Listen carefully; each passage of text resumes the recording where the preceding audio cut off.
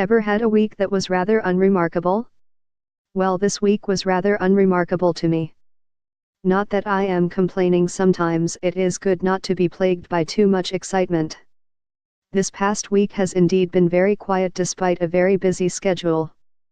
I really cannot think of any major events that transpired during this week that clearly merits writing about today, but maybe, the purpose of things being such is to allow me the downtime that I need from the constant sensory stimulation I get from the people around me as well as my surroundings.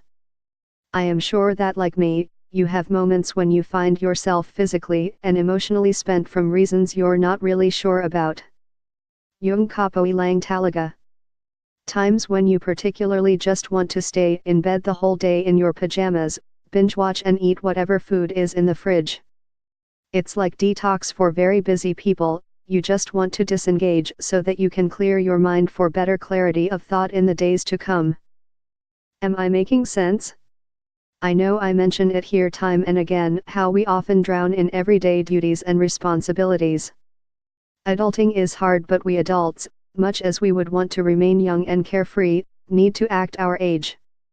Okay, most of the time. The demands of our work and the needs of our family take precedence to me time.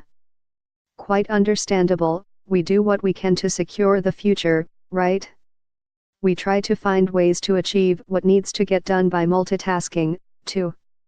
Oftentimes, our personal welfare take the back seat and we toil till we are bone tired and grumpy. In effect, we become accustomed to being swamped with activities that when there is actual time to rest, we feel somewhat uncomfortable. Having free time on your hands out of unexpected circumstance can feel really weird. Exactly how I felt when I realized that I had no major issues to write about today, mainly because my past week came and went without much fanfare.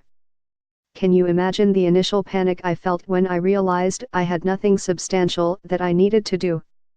Quite frankly, I found it quite amusing. Boring as these past few days may be, we should welcome it with open arms and a grateful heart. When you find yourself in a similar situation, you may want to do these two things: keep calm and reflect. Keep calm, yes, do that. I try to keep my cool when I have days like this. Somehow having these peaceful moments alarms me more than my trying days, because I have come to refer to it as the calm before the storm. I get suspicious when I have days like this, do you? We have become so accustomed to our stormy days that a calm one could only mean that something worse must be coming. Eek. I tell myself not to panic, and with good reason.